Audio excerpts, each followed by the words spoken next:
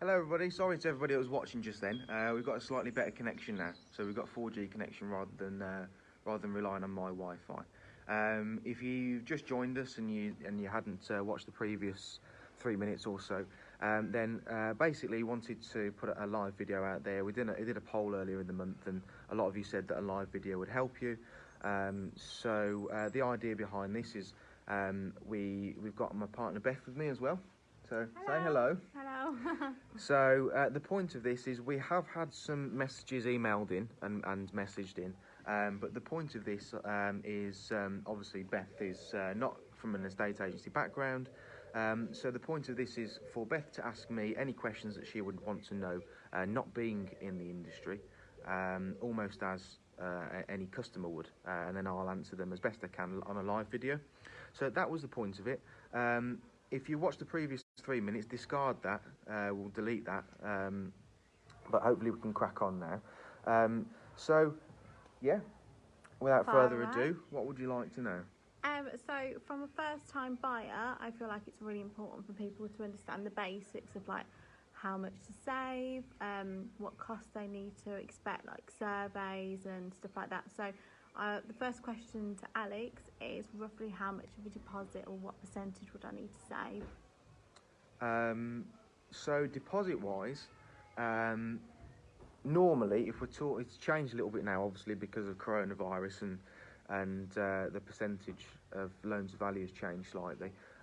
If we talk pre-coronavirus, anything up to 95%. So most banks will give you 95% loan to value.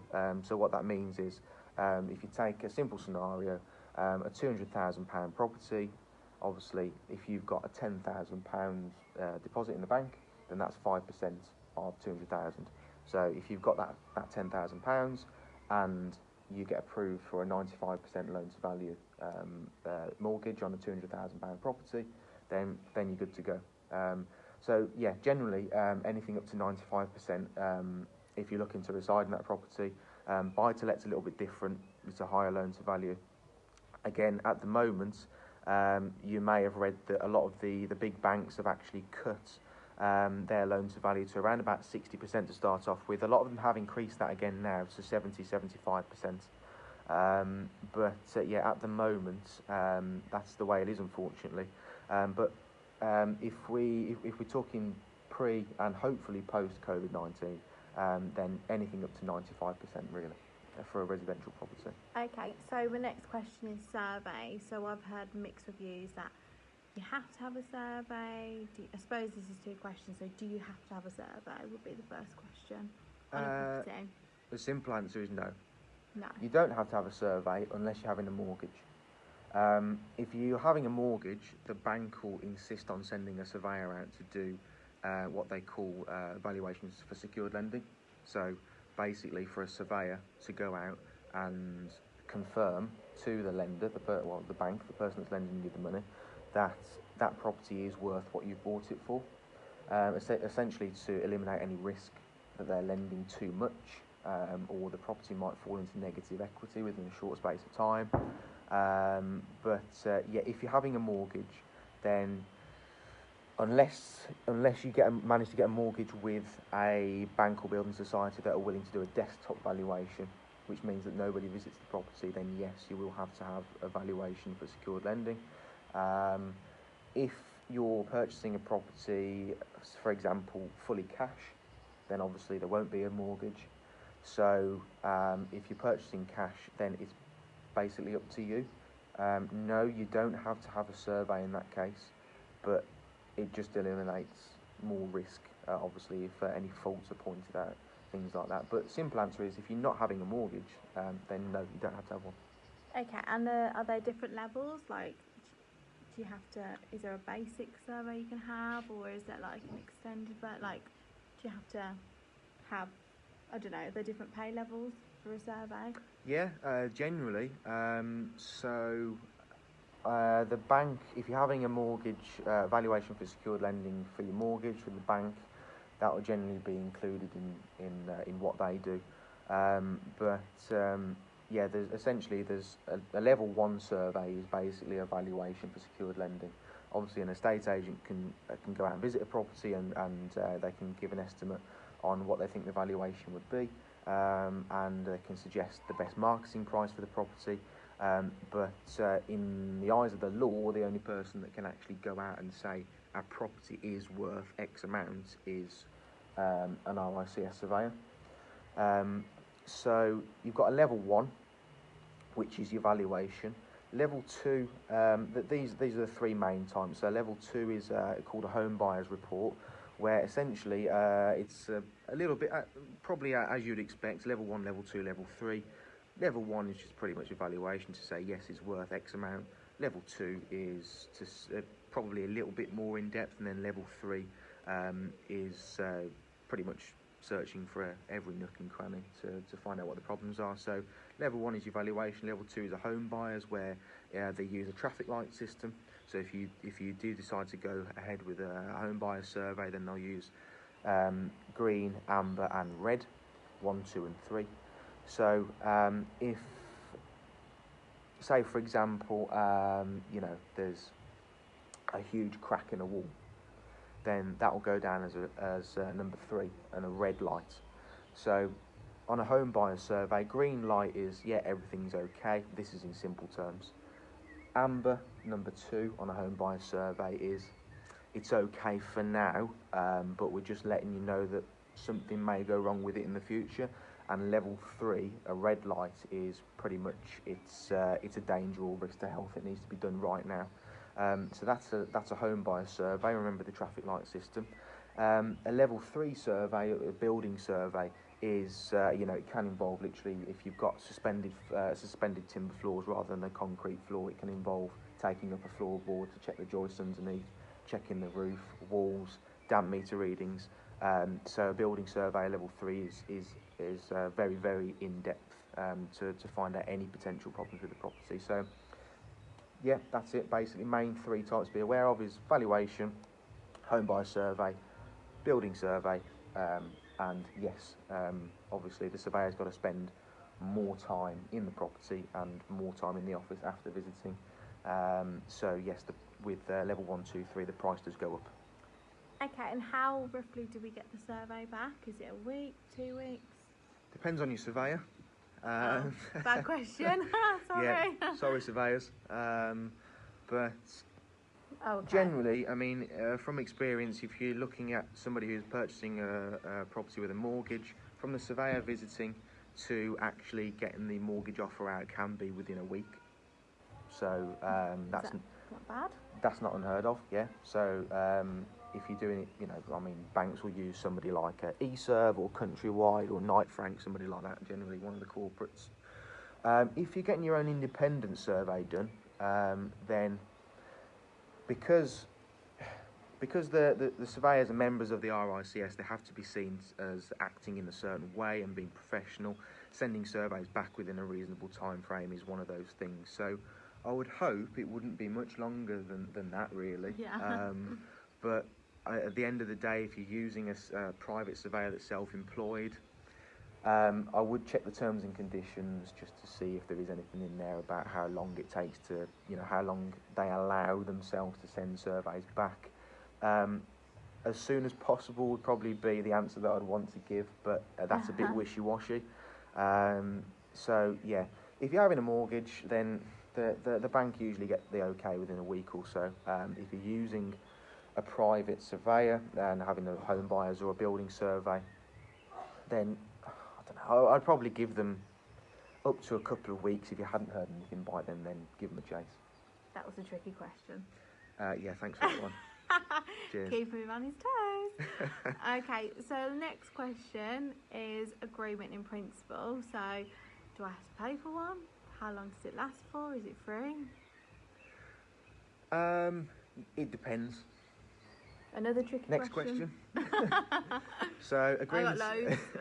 agreements in principles. Yeah, I mean that you can go online for somewhere like moneysupermarket.com and get your own agreements in principle. Obviously, they don't cost anything. You can do this. You're doing the work yourself. Do that for free. If you get an agreement in principle through a mortgage advisor, then yes, obviously they're going to charge you for their services. That's obvious. So I suppose the next question would be, well, what's the point in using a financial advisor or a mortgage advisor? Because a lot of we've had it, from experience, we've had it in the past where people have gone online, got their own agreements and principles from moneysupermarket.com, etc., or online comparison sites, and they're very brief. They just skim the surface, or barely do that. They don't even include a credit check. Yes, a lot of people don't like getting a credit check on their record, because obviously it shows up on their credit score. But if you have an agreement in principle that doesn't include a credit check, it can lead to problems in the future. So further down the line, as we mentioned with surveys, an agreement in principle is different from getting a mortgage offer. An agreement in principle is the bank saying that, yes, based on the information you've given us, we are willing to lend you X amounts against how much you say you have as a deposit. A mortgage offer is when a surveyor has actually been out to the property, said to the bank, yep, you're good to go, and the bank contacts yourself and say, yep, okay, we're willing to lend you that amount. Obviously, before mortgage offer, they'll probably do more checks.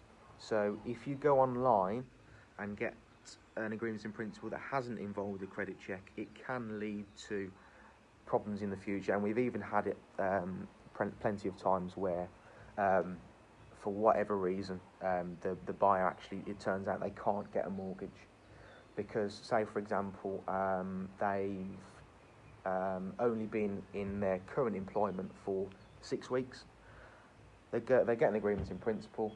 They think, yeah, fine, get approved with an agreement in principle online. We're good to go. The next week they're going off on a property, get it accepted. Yeah, fine. A couple of weeks later, obviously the bank say, oh, hang on a second. Well, because banks, if you're in employment, normally they'll want to see that you've been in that job for at least 3 months. If you haven't, then again, obviously, as you can see, that will pose a problem. So it may be worth contacting or speaking to a financial advisor, a mortgage advisor, because they'll get you a proper fact find done. They call it a fact find. They'll make sure that your agreement in principle involves one where you've been credit checked. It's thorough, so it's not just a piece of paper or an email saying, yeah, we'll lend you £150,000. It's formal. It's in writing. They've been thorough and in depth with their searches. Yes, of course you have to pay for the services, but it just means that you don't have that potential headache of maybe having to find another lender in the future, or actually not even being able to get a mortgage at all. So, I mean, obviously Purple Bricks work with Mortgage Advice Bureau, so that's an example. People may have their financial advisors in their family, but yeah, I think agreements in principles, you can get them online, just be careful. And in terms of how long they last for 3 months. So if you go online, you don't have to pay, but probably not the most thorough thing to do. The other way of going about it is going to see a mortgage advisor. Yes, you have to pay, but at least you know everything's in place then. Okay, so how much will they lend me? Is it 5 times your salary, or does that just depend? Yeah, generally 4.5 times your annual salary is what you're looking at for an agreement in principle. Okay.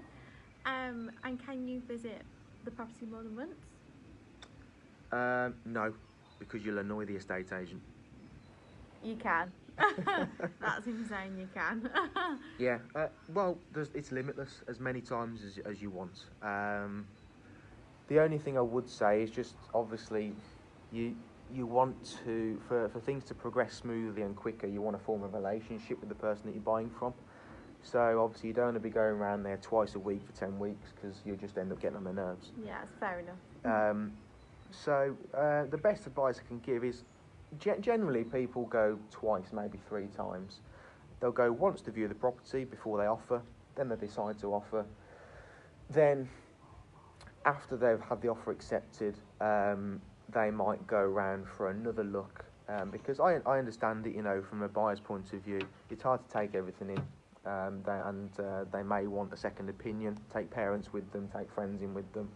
and then potentially a third time, generally for things like measuring up for furniture and new kitchens, bathrooms, stuff like that. So you can do it. Yeah, absolutely. You can view in theory, you can view as many times as you want, but on average, 2 to 3 times is normal. So what sort of questions shall I ask the estate agent for a first-time buyer's perspective? About the property. Well, yeah. That Is you're there anything buying. I need to catch? Are they going to catch me out on anything? Like, how do I look like the best potential buyer in the most proceedable position? The best thing you can do is contact the estate agent. I mean, if you want to be really, really proactive, then provide the estate agent with your agreements in principle and your proof of deposit and let them keep it on record. Be specific with what you're looking for. So don't say, I'm looking for a 3-bed in Birmingham, because that's pretty much fair useless enough. for an estate agent who's going to be looking for a property for you. But the more that you're willing to narrow down your search, the more that you're willing to give to the estate agent, the more willing they are going to be to help you find a property. So the ideal scenario, obviously providing you've got nothing to sell, is get your agreements in principle, make sure you've got the right deposit in place, narrow down the areas that you're looking for, then go and speak to the estate agents in those areas, phone them up, and basically just give them how many bedrooms you're looking for, what areas you're looking for, and any essentials, and your budget. So that narrows down the location, narrows down money, narrows down how many bedrooms you need, any other requirements, if you want 2 bathrooms, for example. So estate agents may well, they'll register your details, so they'll register your criteria on database. Anything that comes up within your criteria, when it goes live on the market, it'll automatically ping you an email. So that's the way any estate agent will work these days. So yeah, if you're looking for a property, make sure you know what you're looking for. Form a relationship with your estate agents. So for example, if you're looking in East Birmingham or Solihull, then if you give me a call, just drop my paper. And like I say, the more information I've got, the more information, the more I can help you. And obviously, if you form a relationship with somebody, they're in the back of your mind, so automatically you can think, I know what Beth's looking for. I've got 3-bed in Solihull, 300,000. It's got 2 bathrooms, which is what she wants, off-road parking, etc. Then the estate agent will already have you in mind. Obviously, that doesn't mean that they're going to do you any favours. The property will still be live on the market. But it just means you may get to see it quicker than you otherwise would have. So that's what I would say. If you look, what was the question again? I can't remember. He talks too much. Yeah, but basically, yeah, I would form a relationship. Make sure you know what you're looking for. Make sure you've got everything you need in place that we've just discussed. And any estate agents that work nationally, like ourselves, others, I don't know, Yopa, Dixon's, Birch Edwards, all over the place. Get yourself registered with them, because obviously you could be looking out the area. They'll give you notifications of literally anything you're looking for. So if I'm a first-time buyer, which I am, well, we both are, so how long would the time frame be if you've got nothing to sell, roughly? Average is sort of 8 to 12 weeks. So I could be in my home in 12 weeks? Yeah, so that's not unrealistic at all. So if you were to offer on something today and you got the offer accepted tomorrow, then anything between 8 and 12 weeks. Sorry, solicitors, but it does depend on the solicitors and how quick they're willing to move. This is true. Yeah, and obviously if there's any hiccups along the way, which isn't anybody's fault, sometimes it can be legal restrictions, planning permission, etc., that needs to be dealt with, any rights of way, shared access, stuff like that, which can take a little bit longer, but to give you a wide scope of, a simple transaction to a complicated transaction, it should be anything between 8 and 12 weeks normally. So we've already sort of touched on this question, but how many times should I look at a property? I've just peeked at that question before you asked it. He's cheating. What was the question? How many times should I look at a property? Should you look at a property? I can see Laura's watching. I think you looked once, didn't you? Well, I think on average, they go back to the averages a minute ago. 2 to 3 times is normal. Yeah. You go back once to view the property first time around. Second time you might go back to share family. Third time you go back to measure up maybe for more important things. So yeah, 2 to 3 times. I would personally. I mean, even as annoying as it can get for estate agents, people coming back viewing properties all the time. If I was buying a property now, then I'd want to see it more than once over the space of 3 months. I've run out of questions. Done. Anyone got any questions? Lauren's put something. Hi, Lauren. Yeah, Ali's Lauren, gonna kill me. that's not a question. That's just hi.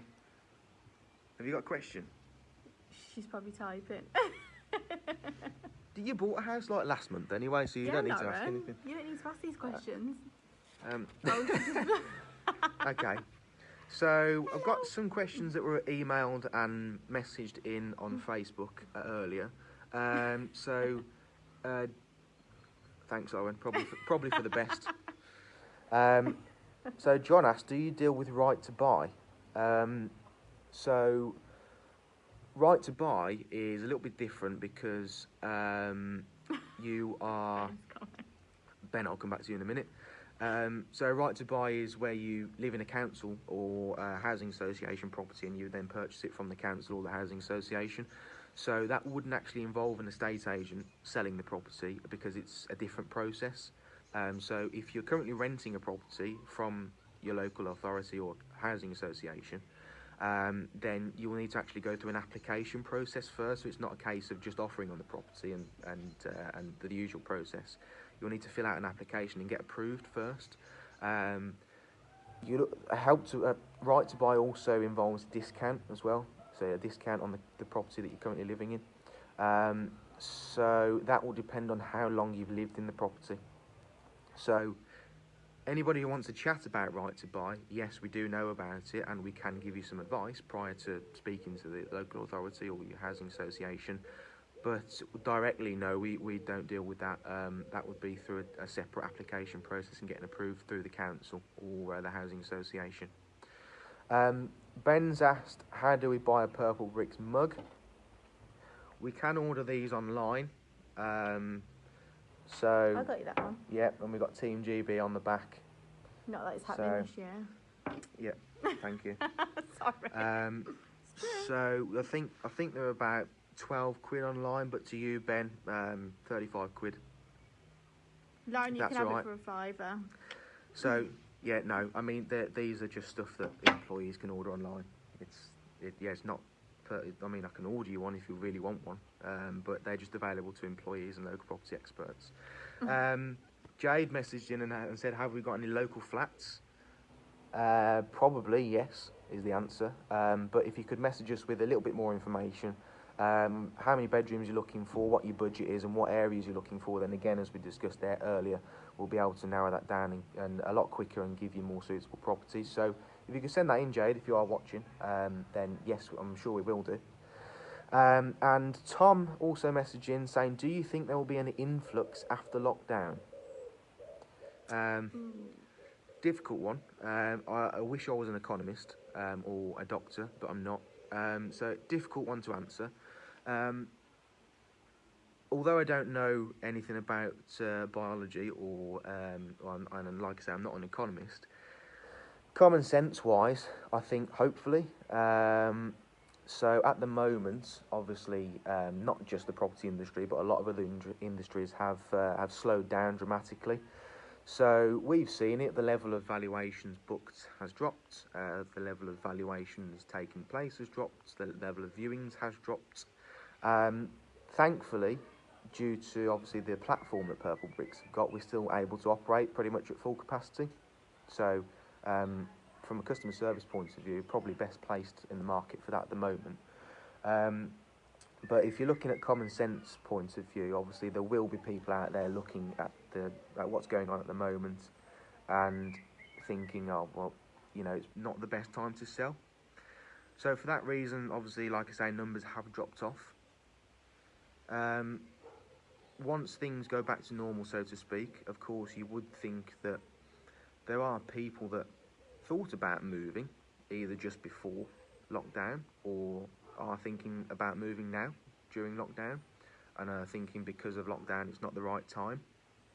So obviously when it comes to when lockdown's lifted and things go back to normal, so to speak, for want of a better phrase, then yes, I'm personally hopeful that we will get an influx of people moving, purely because people have been holding it off because of the current situation.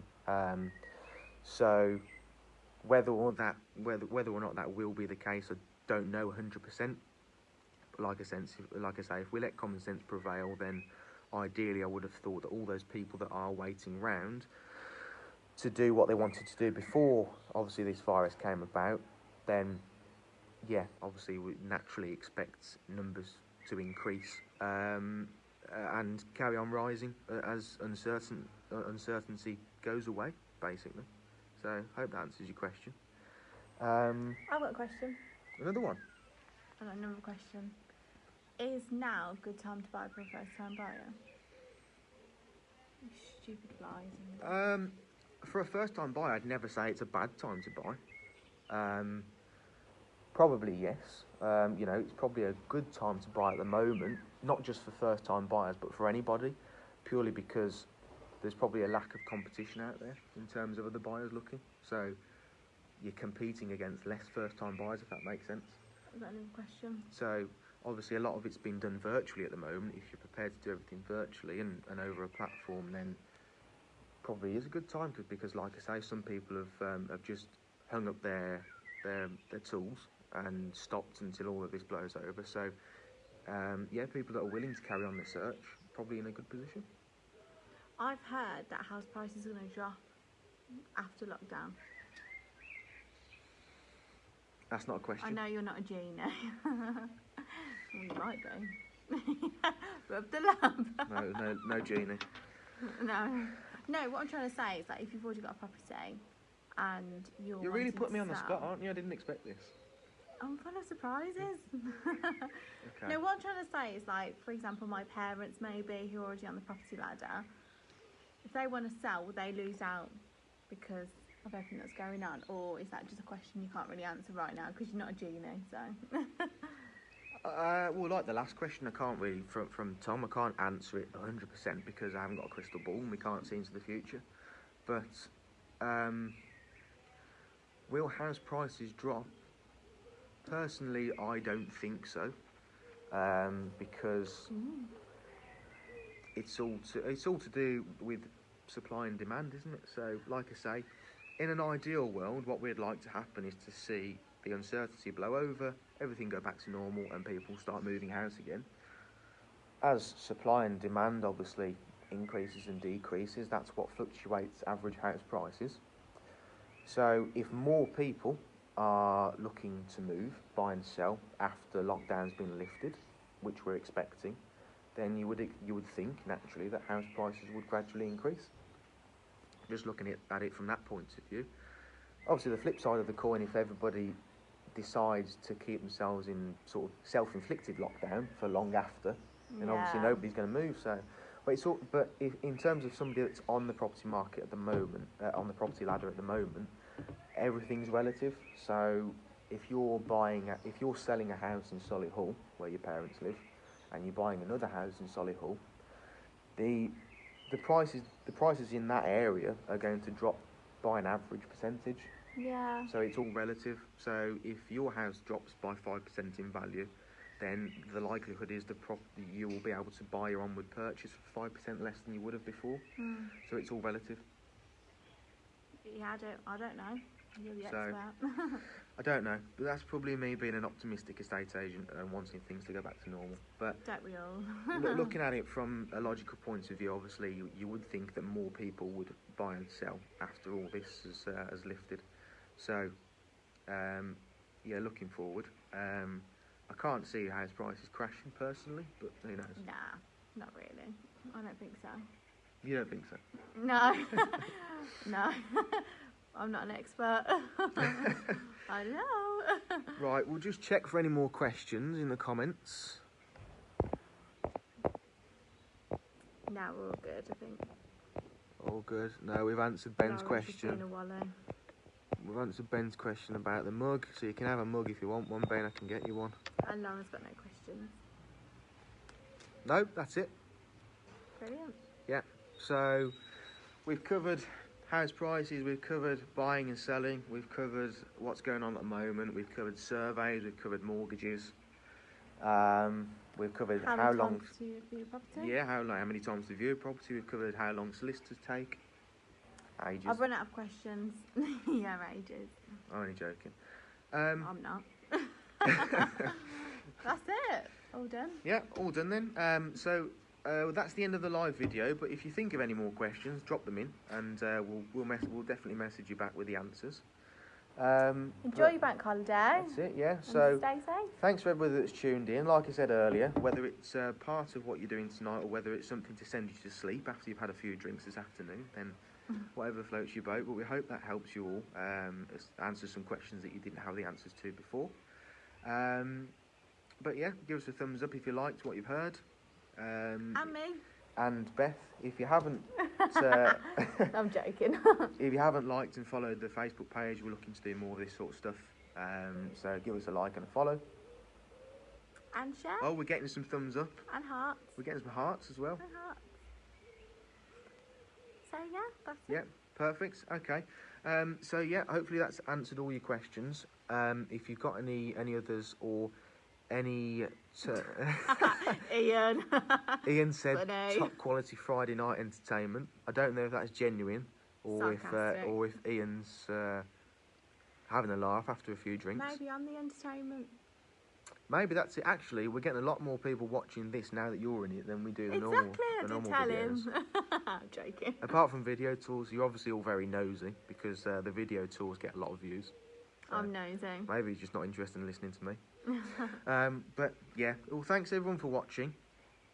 If you've got any suggestions on other topics that you'd like covered, then let us know. Any specific questions, let us know.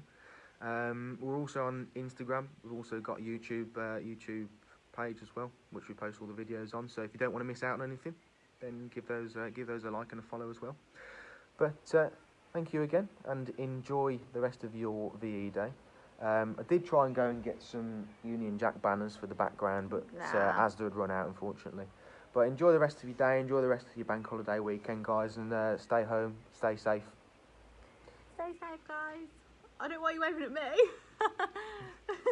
Bye, Alex. Bye. Thanks, everyone.